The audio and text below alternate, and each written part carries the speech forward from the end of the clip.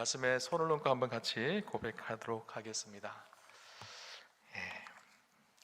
주님, 오늘 마음의 문을 열고 주의 말씀을 듣기 원합니다.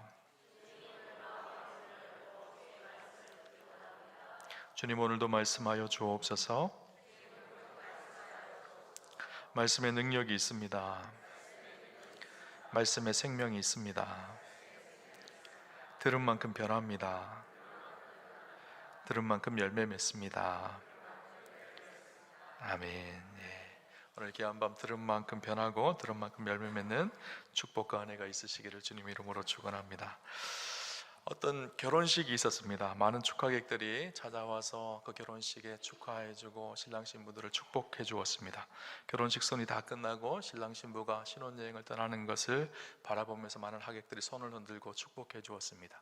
그 결혼식에 함께 따라온 꼬마아이가 엄마에게 물었습니다. 엄마, 결혼식은 도대체 뭐야? 그렇게 물은 거예요. 그러자 엄마가 그 아이가 너무너무 귀여워서 결혼식에 대해서 이렇게 설명을 해줍니다.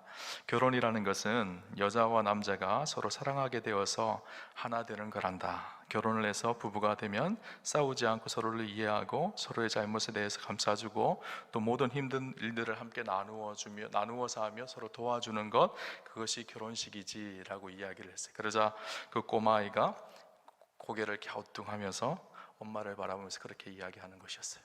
그러면 엄마 아빠는 언제 결혼해? 그랬다라는 거예요.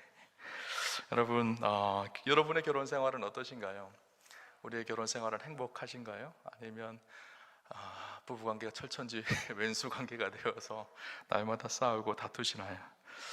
하나님의 백성인 우리 그리스도인들은요, 하나님께서 맺어주신 귀한 가정, 그곳 하나님 나라를 이루어가는 귀한 사명이 우리 안에 있다라는 사실을 기억하여야 합니다. 많은 사람들이 이 결혼 생활, 부부 생활을 자기의 뜻대로, 자기의 계획대로 그렇게 부부 생활을 하려고 하다 보니까 다툼과 분쟁이 너무너무 많은 것을 보게 되어지죠. 오늘 성경은 우리에게 하나님 나라의 백성으로서의 우리가 어떤 부부 관계를 지켜가야 되는지를 기록하고 있는 말씀이에요. 베드로전서는요, 당시 핍박받고 고난받고 그래서 흩어졌던 그리스도인들에게 보내진 편지거든요. 오늘 우리가 이 베드로전서의 수신인들이 성경에 기록되어져 있는데 베드로전서 1장 1절 2절에 보면요, 베드로전서가 누구에게 쓰여졌는지를 이야기하고 있습니다. 보낸 사람은 베드로고요, 그 받는 사람이 누군가 하면요, 1장 1절 2절 말씀을 한번 보도록 하겠습니다. 예수 그리스도의 사도 베드로는 본도, 갈라디아, 갑바도기아, 아시아와 비두니아에 흩어진 나그네 곧 하나님 아버지의 미리 아심을 따라 성령이 거룩하게 하심으로 순종함과 예수 그리스도의 핏부림을 얻기 위하여 택하심을 받은 자들에게 편지하노니 은혜와 평강이 너에게 더욱 많을지어다. 아멘. 베드로가 누구에게 편지를 보내는가 하면 1절에 얘기하고 있죠. 예수 그리스도의 사도 베드로는 본도, 갈라디아, 갑바도기아, 아시아와 비두니에 흩어진 나그네, 핍박이, 도미티아누스 황제의 핍박이 극심했던 시대입니다. 그리스도인들이 고난을 당하고 핍박이 있으니까 그리스도인들이 흩어지기 시작했어요. 흩어져서 믿음을 지키기 위해서 흩어져서 살아가기 시작했는데 그 흩어진 나그네들에게 편지를 썼다라고 그렇게 이야기를 하고 있죠. 오늘 베드로전서는요, 예수 그리스도를 믿고 핍박을 받아 흩어진 나그네, 특별히 이 땅에서 나그네의 삶을 사는 사람들, 그리고 영원한 하나님 나라에 들어가서 하나님의 백성으로 살아가야 될 하나님의 사람들, 그들에게 보내진 편지가 베드로전서이거든요.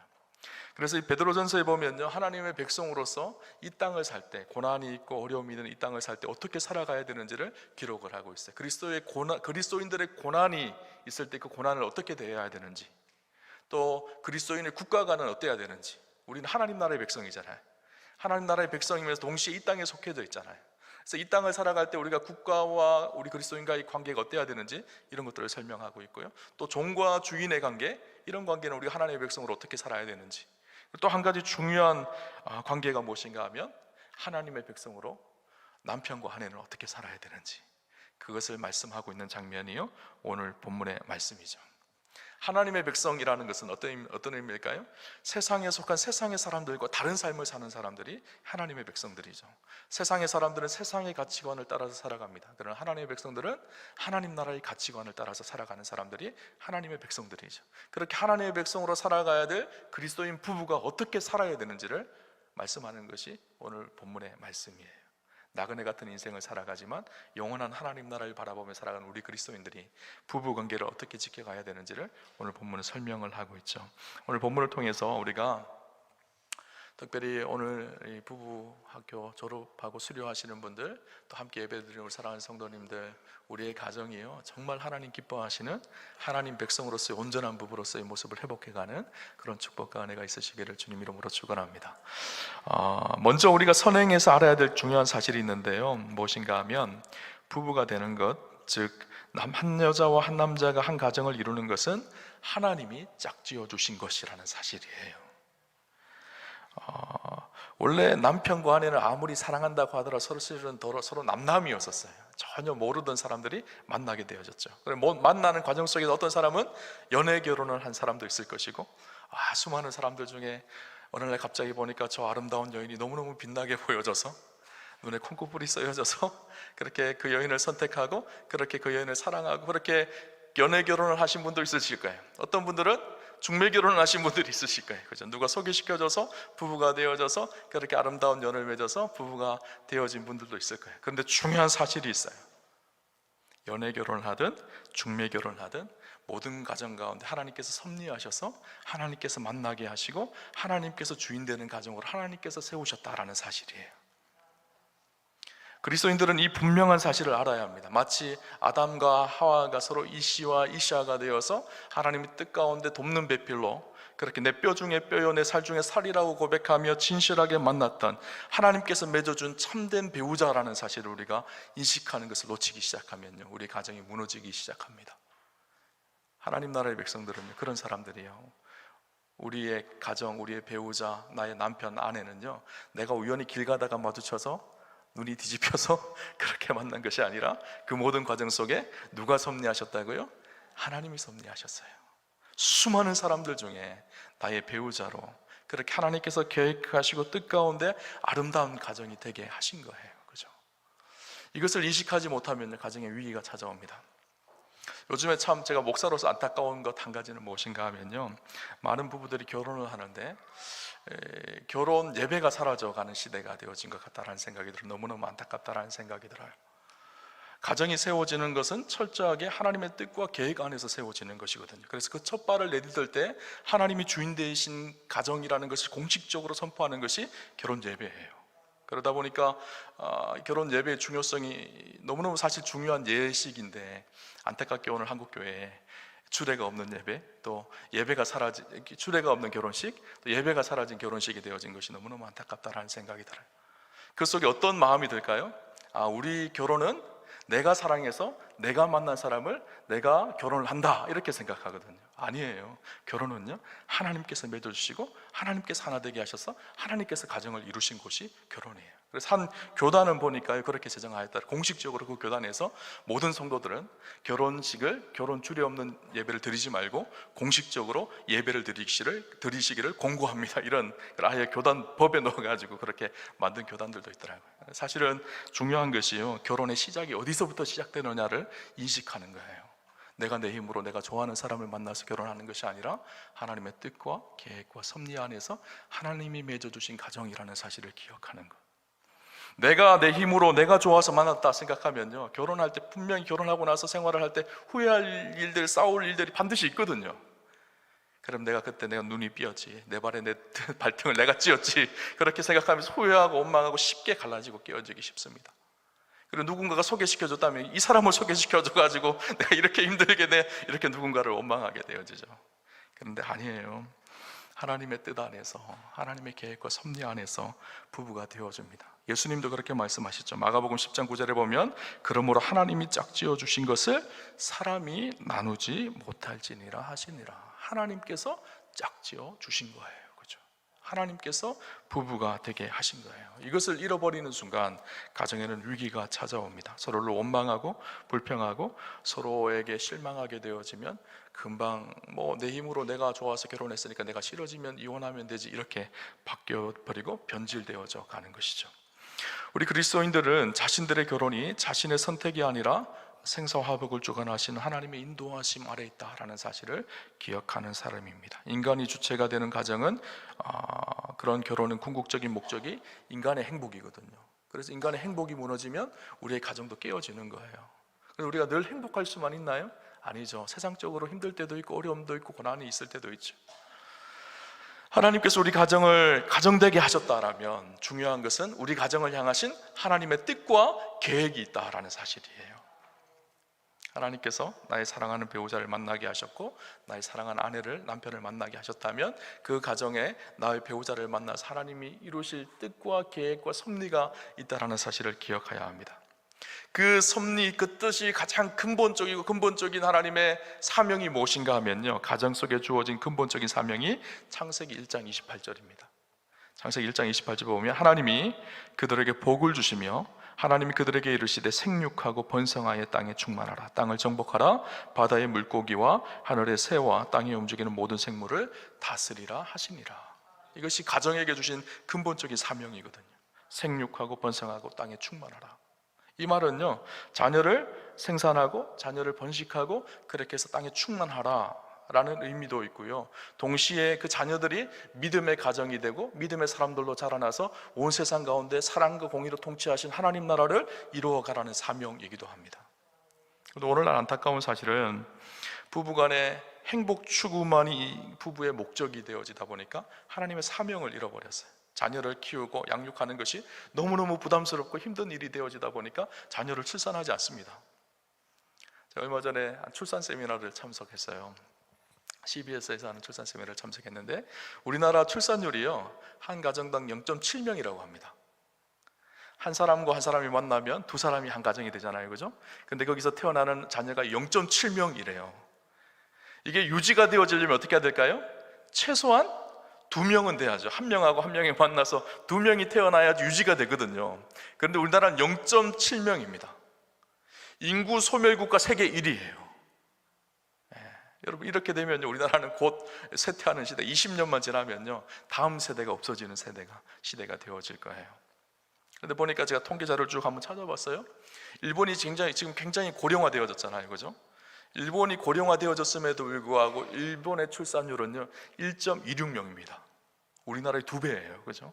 우리나라는 0.7명. 그래서 이 수준을 유지해 가려면요 최소한 결혼 안 하는 분들도 있기 때문에 한 가정이 결혼을 하면 3명을 낳아야지 지금의 인구가 유지되어진다라는 거예요. 그래서 우리나라가 굉장히 사실 위기의 상황 속에 있죠. 그런 위기 상황 속에 저는 우리 그리스도인들이요 자녀를 출산하는 것이 사명이라는 사실을 잊지 않아야 되겠다라는 생각이 들었어요. 모두가 다 출산을 안 하려고 할 때 교회가 자녀들을 많이 출산하게 되어지면 어떻게 될까요? 우리 다음 세대가 크리스찬들이 많아지겠죠. 믿음으로 세워지는 사람들이 많아지겠죠. 저는 이것이 오히려 하나님께서 교회에게 주신 기회가 될 수도 있겠다라는 생각이 들었어요. 우리 그리스도인들이 결혼을 하고 출산을 하고 그렇게 해서 우리 다음 세대들이 믿음으로 그렇게 세워지기 시작한다면 한국 사회는 또 다른 기회의 시간으로 바뀌어질 수도 있겠다라는 생각이 들어요. 그래서 한 당진의 한 교회 목사님 이야기를 들었어요. 그 교회 듣고 깜짝 놀랐어요. 한 시골의 교회인데 다음 세대 자녀들이 2,000명이 모인대요. 어떻게 그럴 수가 있을까라는 생각이 들었어요. 그런데 그 교회는요 모든 것이 어디에 집중됐는가 하면 자녀 출산에 모든 것이 다 집중되어져 있어요. 자녀들이 태어나고 그 자녀들을 양육하고 키워내고 신앙으로 키워내는 일들을 위해서 온 교회가 다 힘을 쏟아서 그 일을 집중합니다. 그래서 당진의 아이들의 10%가 그 교회를 다닌대요. 그래서 학교마다, 당진에 있는 학교마다 그 교회 아이들이 없는 학교가 없대요. 놀라운 일이죠, 그죠? 저는 우리 우암교회 사랑하는 귀한 성도님들, 최소한 40대 전까지, 40대 초반까지는 한 3명 이상은 낳는 축복이 있으셨으면 좋겠어요. 그죠? 결혼 안 하시는 분이 없고 다 결혼하셨으면 좋겠고요. 결혼하셔서 믿음의 자녀들을 생산하고 출산하고 그들이 믿음으로 자랄 수 있게 해주는 것, 이것이요 우리 어른들의 중요한 사명이에요. 우리 할아버지 할머니들은요 자녀들이 출산하고 손주들이 태어나면요 차도 한 대 사주시고요 그렇게 선물도 많이 주시고 그렇게 해서 더 많이 낳도록 그렇게 격려해 주시고 축복해 주시고 막 그러셨으면 좋겠어요. 그래서 우리에게 주신 귀한 사명, 생육하고 번성하고 땅에 충만한 것, 이것은 단순히 자녀들이 많이 태어나는 것뿐만 아니라 그 자녀들을 믿음으로 키워가는 것, 이것이 너무너무 중요한 사명이라는 사실을 우리가 기억해야 합니다. 그죠?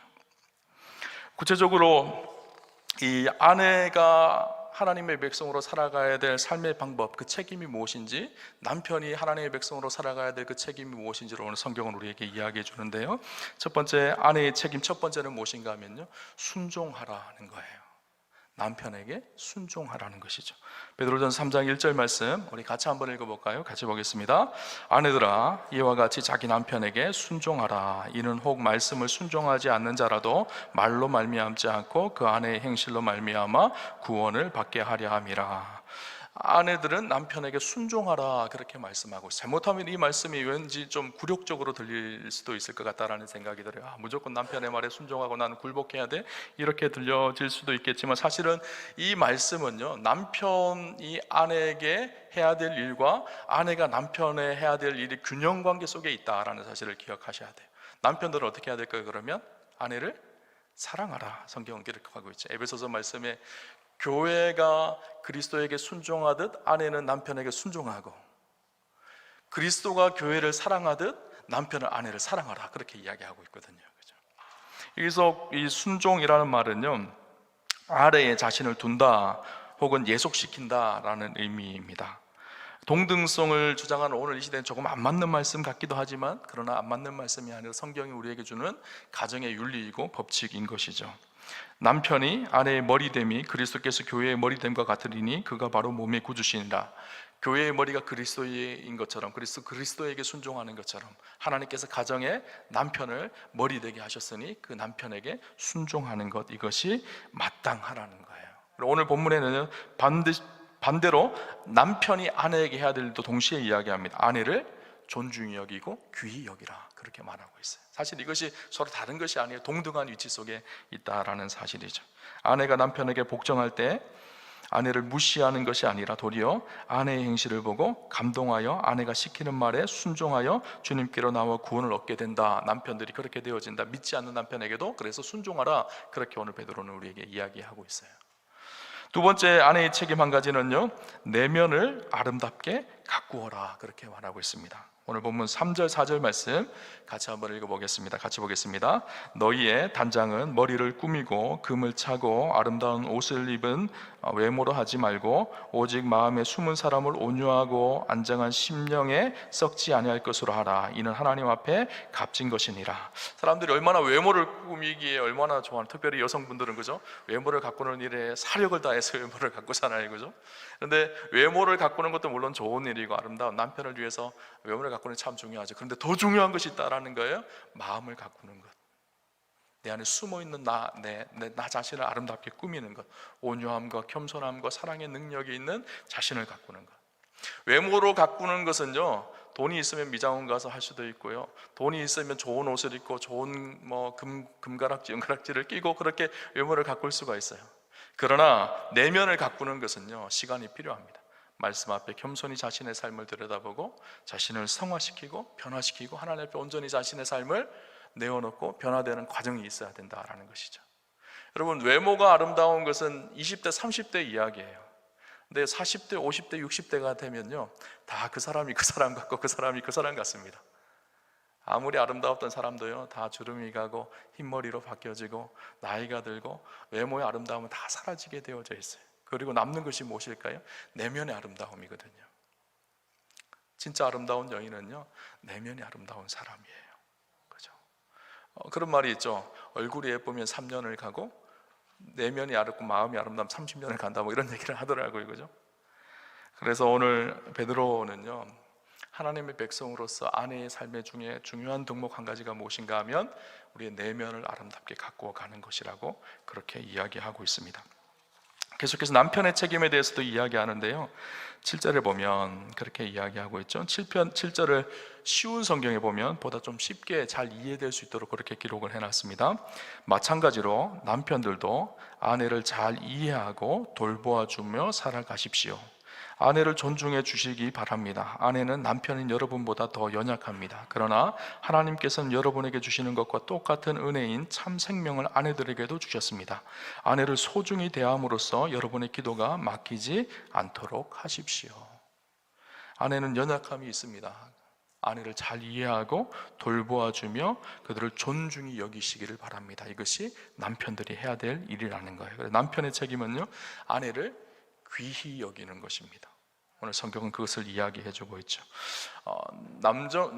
여성 이렇게 성적으로 그렇게 이것을 비하하고 싶은 것이 아니라 사실 여성들은 남성보다 연약한 부분이 있죠. 육신의 연약함도 있고 또 심리적으로 사실 더 연약함이 있을 수 있습니다. 그래서 어떤 똑같은 사건을 맞이하더라도 남자들은 그것을 꿋꿋이 헤쳐나갈 수 있는 어떤 이렇게 힘이 있다면 그것 때문에 더 고민하고 더 힘들어하고 더 어려워하는 여성의 연약함이 있죠. 그런데 그 연약함을 연약함이라고도 할 수 있겠지만 동시에 그것의 장점도 있습니다.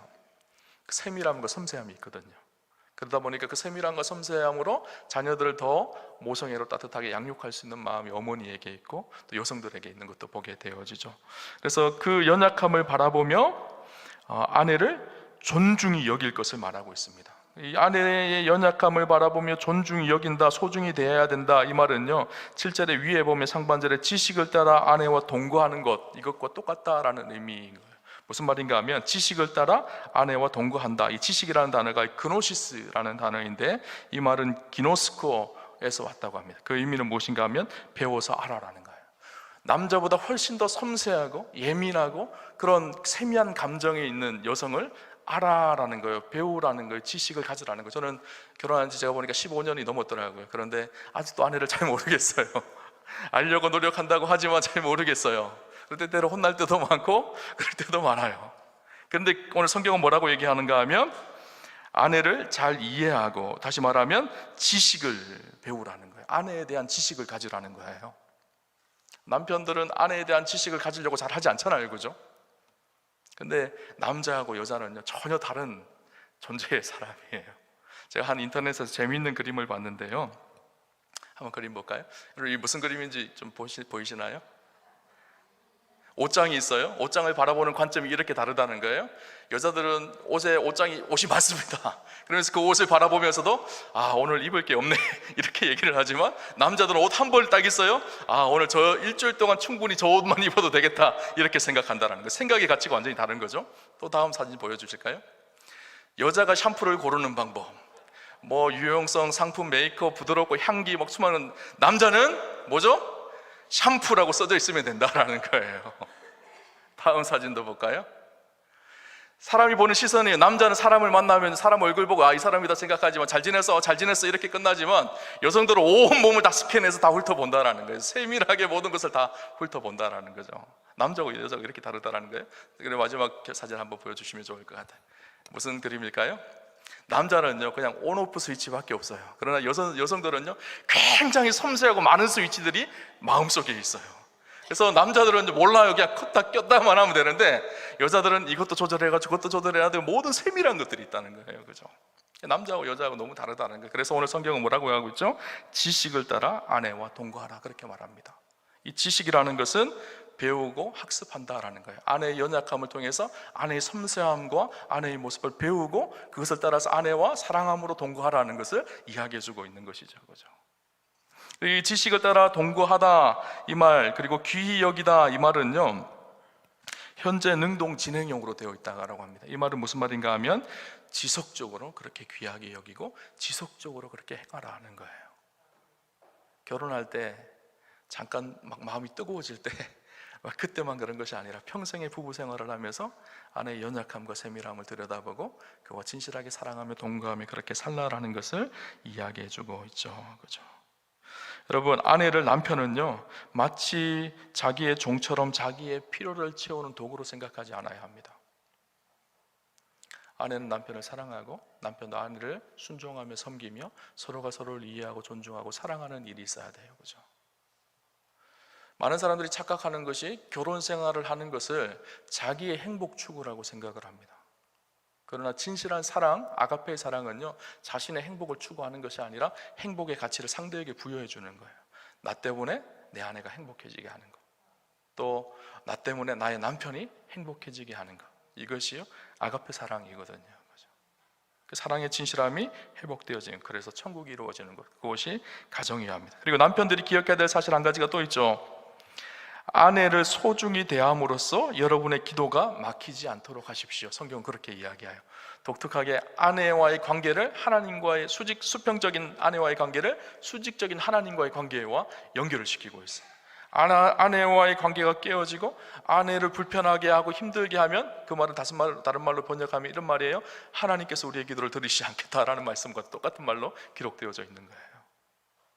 여러분, 기도가 응답이 왜 안 되는 줄 아세요?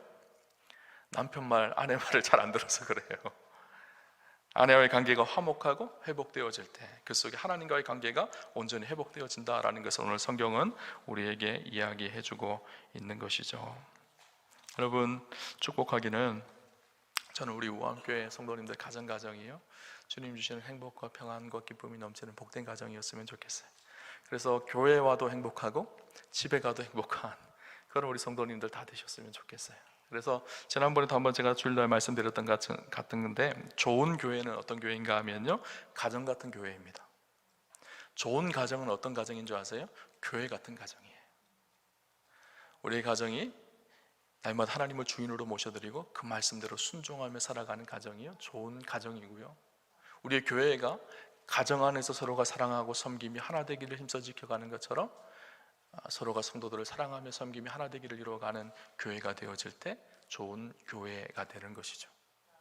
오늘 하나님의 백성으로 살아가는 우리 그리스도인들이요, 그렇게 첫 번째 나누었던 것처럼 우리 가정의 주체는 하나님이시다, 하나님께서 우리 가정 되게 하셨다라는 사실을 기억했으면 좋겠고요. 아내는 남편이 사회에서 용기백백하며 살 수 있도록 아내를 존경하며 남편을 존경하며 순종하며 자신의 외모뿐만 아니라 내면을 아름답게 가꾸어가는 축복이 있으셨으면 좋겠습니다. 남편들은 아내를 무시하지 말고 아내를 존귀히 여기고 아내에 대한 지식을 가지고 아내와 사랑하며 동거하는 그런 축복과 은혜가 있으시기를 바랍니다. 그래서 우리 교회도 행복하고 가정도 행복한 그런 축복과 은혜가 저 여러분 가운데 있으시기를 주님 이름으로 축원합니다.